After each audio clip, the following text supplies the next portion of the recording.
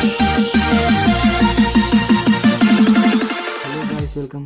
ఇప్పుడు మనం ఏంది మెన్సురేషన్లో నెక్స్ట్ టాపిక్ డిస్కస్ చేద్దాం. ఏమిచ్చిండు క్వశ్చన్ అంటే, రెండు స్వరూప త్రిభుజాల యొక్క చుట్టుకొలతలు, అంటే రెండు సిమిలర్ ట్రయాంగిల్స్ ఉన్నాయంట, రైట్? సిమిలర్ ట్రయాంగిల్స్ అనగానే మనం పటం వేసుకుందాం.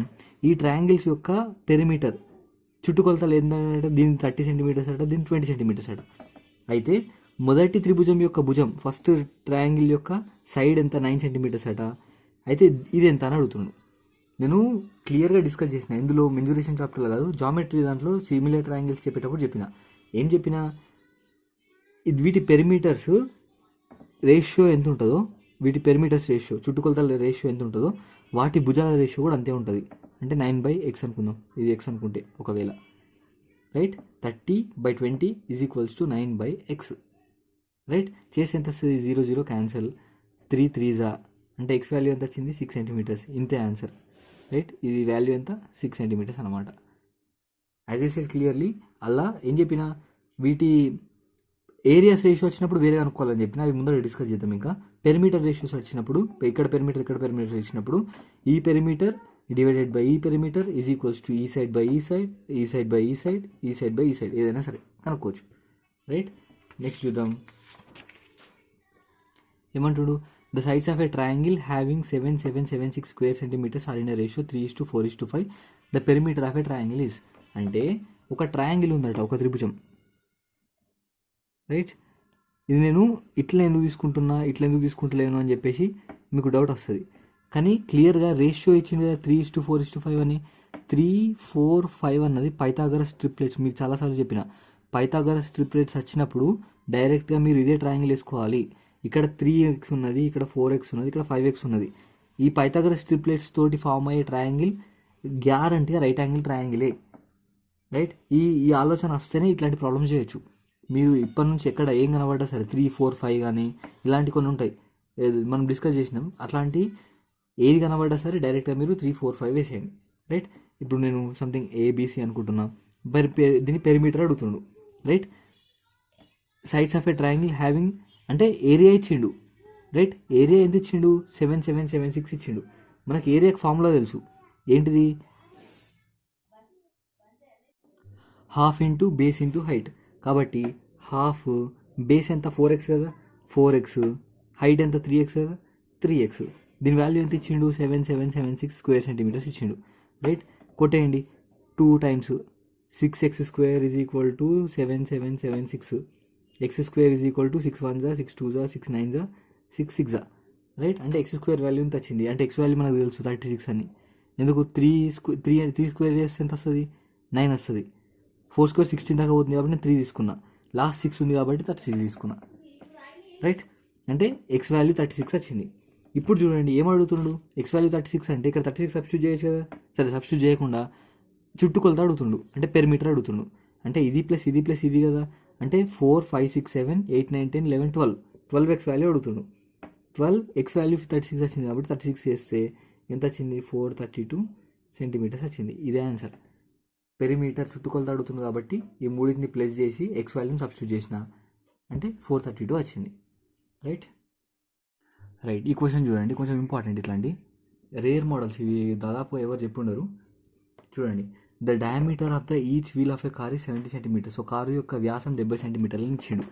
ఒక కారు యొక్క వ్యాసం 70 సెంటీమీటర్లు అంటే దాని రేడియస్ ఎంత ఉంటుంది? 35 కదా, రైట్? 35 రాసుకున్నా.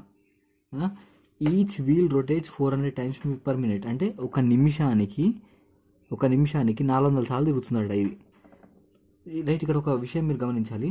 ఒక్కసారి తిరిగింది అనుకో, ఎంత డిస్టెన్స్ కవర్ అవుతుందో చూద్దాం. ఇప్పుడు ఈ పాయింట్ దగ్గర ఉంది, మళ్ళీ ఈ పాయింట్ ఇట్లా తిరిగి రావాలంటే ఇక్కడ దాకా వస్తుంది కదా. అంటే ఇది 2πr, రైట్? దీని డిస్టెన్స్ 2πr అనుకో, దీని సర్కంఫరెన్స్ 2πr కదా. ఒకసారి తిరిగితే 2πr కవర్ అవుతుంది అనమాట. అంటే 2πr కదా, నేను తీసుకున్నా. అంటే 2 × π అంటే 22/7, r అంటే 35, రైట్? ఒక రొటేషన్కి ఇంత డిస్టెన్స్ కవర్ చేస్తాను అనమాట, ఇన్ని సెంటీమీటర్స్ కవర్ చేస్తాను అనమాట. అంటే 7 5 35 అంటే 220 సెంటీమీటర్లు కవర్ చేస్తుంది 1 రొటేషన్కి. క్లియర్గా 1 రొటేషన్కి 220 సెంటీమీటర్స్ కవర్ చేస్తుంది. అయితే నిమిషానికి 400 రొటేషన్స్ చేస్తుందంట. అంటే 400 రొటేషన్స్ చేస్తుంది. నేను నిమిషం గురించి మాట్లాడుతున్నా. ఎన్ని సెంటీమీటర్లు కవర్ చేస్తుంది అంటే 400 × 220 సెంటీమీటర్స్ కవర్ చేస్తుంది, రైట్. ఇప్పుడు చూడండి ఇదేంటి 1 మినిట్కి 1 మినిట్ గురి 400 × 220 సెంటీమీటర్స్ కవర్ చేస్తుంది. అదే 1 అవర్కి లెక్క వేసుకుంటే ఎంత కవర్ చేస్తుంది, 400 × 220 × 60 సెంటీమీటర్స్ కవర్ చేస్తుంది. ఎందుకు, అవర్కి 60 మినిట్స్ కాబట్టి 60 సెంటీమీటర్స్ వెళ్తుంది అంటున్నాను నేను, రైట్. అంటే 1 అవర్కి ఇన్ని సెంటీమీటర్లు వెళ్తుంది. బట్ అవర్కి సెంటీమీటర్కి మనకు ఫార్ములా ఉందా, అవర్కి కిలోమీటర్కి కేఎంపిహెచ్ ఉంటుంది కదా, అంటే ఇది కిలోమీటర్లకు కన్వర్ట్ చేయాలి.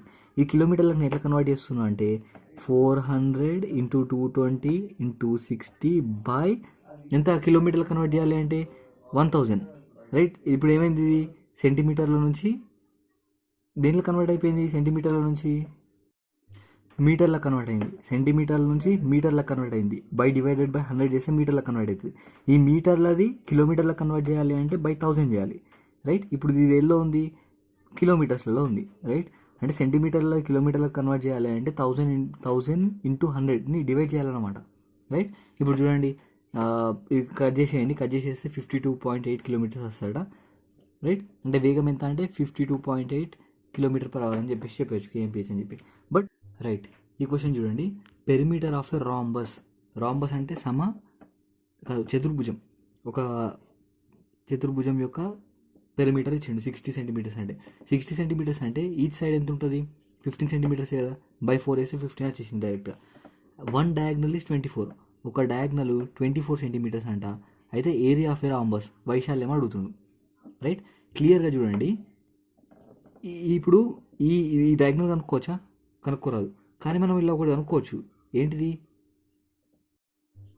ఇక్కడ క్లియర్గా చూడండి, నేను ఇది ఒకటి తీసుకున్నా, ఓన్లీ ఈ పార్ట్ తీసుకున్నా, ఇక్కడ నుంచి ఇక్కడికి ఈ పార్ట్ మాత్రమే తీసుకున్నా, రైట్.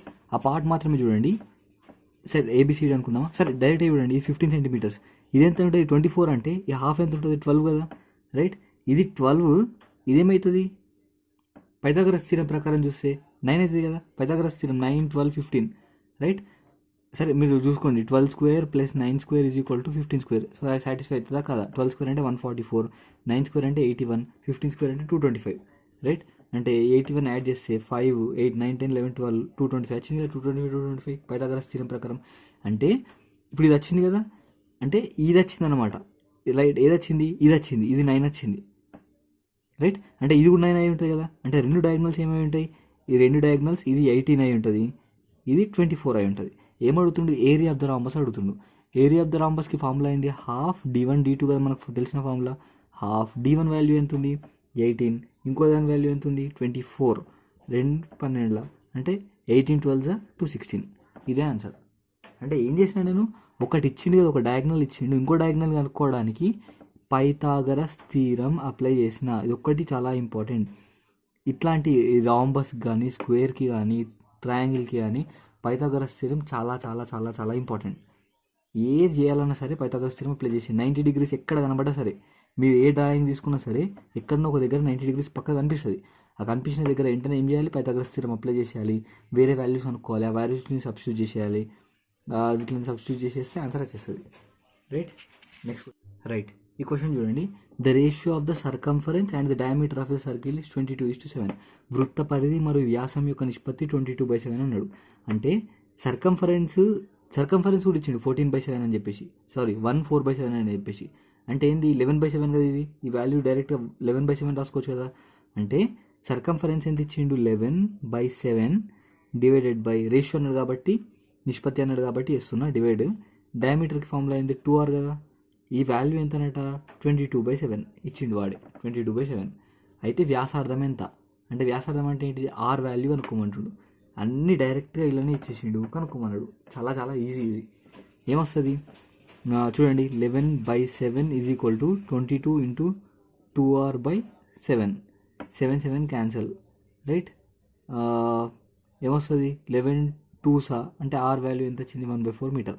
ఇక్కడ మీరు గుర్తుంచుకోవాల్సిన రైట్, ఈ క్వశ్చన్ చూడండి, సమాన వ్యాసార్థం గల 4 వృత్తాలను ఒకటి మరో రెండింటికి తాకేలా అమర్చారు. అంటే క్లియర్గా ఒక 4 సర్కిల్స్ ఇట్లున్నాయట, ఇది 1 2 3 4, ఇలా 4 సర్కిల్స్ ఉంటే ఒక సర్కిల్ మిగతా 2 సర్కిల్స్ని టచ్ చేస్తుంది, ఈ సర్కిల్ ఈ 2 సర్కిల్స్ని టచ్ చేస్తుంది, ఈ సర్కిల్ ఈ 2 సర్కిల్స్ని టచ్ చేస్తుంది. అట్లా 4 సర్కిల్స్ అమర్చారు. సేమ్ రేడియస్, అంటే ఇదంతా రేడియస్ ఉందో ఇదంతా రేడియస్ ఉంది, అంటే అన్ని 4 సేమ్ వ్యాసార్థం ఉన్నాయట. అయితే ఏమంటుండు, అన్ని కేంద్ర బిందువులను కలిపితే, అన్ని సెంటర్ పాయింట్స్ని, ఈ 4 సెంటర్ పాయింట్స్ని కలిపితే ఒక చతురస్రం వచ్చిందట, ఒక స్క్వేర్ వచ్చింది. వాటి యొక్క భుజం పొడవు అంటే క్లియర్గా ఏమంటుండు, వీటి భుజం పొడవు ఈ సైడ్ ఎంత అంటుండు అంటే 140 అంటుండు, 140 సెంటీమీటర్స్. అయితే క్వశ్చన్ ఏం అడుగుతుండు అంటే ఈ ఏరియా అడుగుతుండు. క్లియర్గా చూడండి, ఈ ఏరియా అడుగుతుండు, రైట్. దీనికి నేను ఏం సాల్వ్ చేస్తున్నా అంటే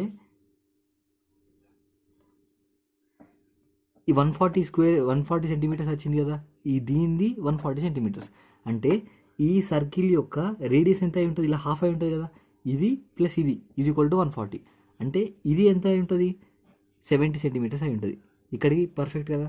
ఇప్పుడు చూడండి, ఈ ఒక సర్కిల్ ఉంది, ఈ సర్కిల్లో హాఫ్ ఆఫ్ ద పార్ట్ నేను కట్ చేసిన, హాఫ్ ఆఫ్ ద పార్ట్, ఈ హాఫ్ ఆఫ్ ద పార్ట్ ఉంది.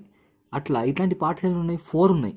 ఈ 4 పార్ట్స్ని కలిపితే మనకు డైరెక్ట్ ఒక మళ్ళీ సర్కిల్ వస్తుంది కదా. ఈ పార్ట్ ఉన్నది, ఇంకోటి ఈ పార్ట్ ఉంటుంది, రైట్, ఇంకోటి ఈ పార్ట్ ఉంటుంది, ఇంకోటి ఈ పార్ట్ ఉంటుంది. అన్ని పార్ట్స్, ఈ 4 పార్ట్లను కలిపితే ఒక స్క్వేర్ వస్తుంది కదా, మళ్ళీ ఒక సర్కిల్ వస్తుంది కదా. క్లియర్గా అర్థమైంది కదా. ఈ 4ని కలిపితే మళ్ళీ ఒక సర్కిల్ వస్తుంది మనకి. అంటే దీనిది ఈ half part plus half part plus half part plus half part మొత్తం కలిసి ఏమవుతుంది, πr² అవుతుంది కదా ఏరియా. సో πr² అంటే ఏం రాసుకోవచ్చు, π అంటే 22/7, r అంటే 70, ఇంకోటి 70 అంటే 10, అంటే 700 × 22 ఏమవుతుంది, లైక్ 700 అంటే 140 అంటే 154, అంటే 15400 అవుతుంది. 15400 స్క్వేర్ సెంటీమీటర్స్ వచ్చింది. ఏంటిది, ఈ ఏరియా, ఈ ఏరియా, ఈ ఏరియా, ఈ ఏరియా. ఎందుకు πr² తీసుకున్నా అంటే ఇది π/4r², ఇది π/4r², ఇది π/4r², ఇది π/4r², మొత్తం యాడ్ చేస్తే πr² అయింది, రైట్. అంటే ఇంత వచ్చింది. ఇప్పుడు నేను ఇది కావాలి కదా, ఇప్పుడు నేను దీన్ని అనుకుంటున్నా, ఏరియా ఆఫ్ ఏ స్క్వేర్ అనుకుంటున్నా. ఏరియా ఆఫ్ ఏ స్క్వేర్ ఒక సైడ్ ఎంత ఉంది, 140 కదా. Then area of a square చూడండి ఎంత వస్తుంది క్లియర్గా. ఏరియా ఆఫ్ ఏ స్క్వేర్ అంటే సైడ్ 140 ఉంది, అంటే 140 ఇంటూ ఏం చేయాలి, ఏ స్క్వేర్ కదా 140, 140 ఇంటూ 140 ఎంత వస్తుంది, 196,000, 14² అంటే 196, అంటే దీనిది 196 వచ్చింది. అంటే అలాకేంది మైనస్ చేస్తే అయిపోతుంది కదా. 196,000లకేని 150,000 మైనస్ చేసేస్తే 4200 స్క్వేర్ సెంటీమీటర్స్ వచ్చింది. ఇదే ఆన్సర్, అంటే దీని ఏరియా అనమాట, మనకు కావాల్సిన ఏరియా, రైట్. కొంచెం కన్ఫ్యూజన్, బట్ చాలా చాలా సింపుల్, రైట్. నెక్స్ట్ క్వశ్చన్ ఒకసారి చూడండి, నెక్స్ట్ క్వశ్చన్కి వెళ్దాం. ఈ క్వశ్చన్లో ఏమంటుండు, the ratio of the areas between 2 circles, 2 వృత్తాల వైశాల్యాల నిష్పత్తి 4:9. నేను ఒకదాని R1 ఒకదాని R2 అనుకుంటున్నా. πr1² πr2² is equal to the ratio of the circumference అడుగుతుండు. సర్కంఫరెన్స్ అంటే 2πr1:2πr2 అడుగుతుండు క్లియర్గా. అంటే ఇవి క్యాన్సిల్ అయిపోతాయి. ఏమడుగుతుండు, R1:R2 అడుగుతుండు, ఇది అడుగుతున్నాడు. పై క్యాన్సిల్ అయిపోయింది. r1² r2² వచ్చింది. దీన్ని 4:9 ఇచ్చిండు. అంటే r1/r2 ఎంత వచ్చింది, 2/3 వచ్చినట్టే కదా, రూటింగ్ అని బోత్ సైడ్ చేసేస్తే. అంటే అది అడుగుతుంది అదే కదా, అంటే వచ్చింది అదే కదా, 2:3, అదే ఆన్సర్, రైట్. నెక్స్ట్ క్వశ్చన్ చూద్దాం. ఈ క్వశ్చన్ చూడండి, the ratio of the inradius and circumradius. నేను చాలా సార్లు చెప్పిన ఈ పార్ట్లోనే. ఏంటిది, ఇన్ రేడియస్కి ఫార్ములా అయింది a/2√3, ఎక్స్ రేడియస్కి ఫార్ములా అయింది a/√3. ఆ రెండింటిని రేషియో అడుగుతుంది కాబట్టి a/2√3. ఇన్ రేడియస్ ఉంటే 2 వస్తుంది, గుర్తుంచుకోండి సింపుల్గా. ఇన్ రేడియస్ ఉన్నది అనుకో 2 వస్తుంది, ఈజ్ టు a/√3. ఇది మొత్తం క్యాన్సల్, ఏం మిగిలింది ఆన్సర్ 1:2, అదే ఆన్సర్, రైట్. అక్కడ క్వశ్చన్ నుంచి డైరెక్ట్ ఆన్సర్ రాసేచ్చు అనమాట. ఇంకా నెక్స్ట్ క్వశ్చన్ చూద్దాం, రైట్. లాస్ట్ ప్రాబ్లం డిస్కస్ చేద్దాం. ఏమంటుండు, the length of the one side and the diagonal of the rectangle are 7 centimeters and 25 centimeters. అంటే ఒక సైడ్ అట 7 సెంటీమీటర్స్ అట, రైట్. అంటే ఈ ఒక సైడ్ 7 సెంటీమీటర్స్ ఇచ్చిండు. దీని యొక్క డయాగ్నల్ ఉంటుంది కదా కర్ణం, ఆ కర్ణం పొడవు 25 సెంటీమీటర్స్ ఇచ్చిండు. క్లియర్గా మనకి చూస్తే అర్థమవుతుంది పైథాగరస్ థీరం ప్రకారం. ఇక్కడ Pythagoras theorem right angle triangle కాబట్టి ఎంత అయి ఉంటుంది, ఇది 24 సెంటీమీటర్స్ అయి ఉంటుంది కదా. 7² + 24² ఈజ్ ఈక్వల్స్ టు 25². సో ఇది ఎంత వచ్చింది 24 వచ్చింది. ఇప్పుడు ఏం అడుగుతుండు, పెరిమీటర్ అడుగుతుండు. ఈజీగా చేయొచ్చు కదా పెరిమీటర్. ఏంది పెరిమీటర్ ఫార్ములా 2 ఇంటూ 24+7 అంటే 2 ఇంటూ 31 = 62.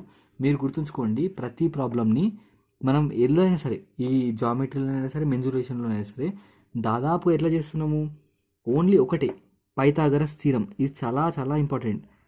ఎందుకు, ప్రతి ప్రాబ్లం, ప్రతి ఎగ్జామ్లో పైథాగరస్ థీరంకి సంబంధించిన ప్రాబ్లమ్స్ కనీసం 3 ఉంటాయి లేదా 2 ఉంటాయి.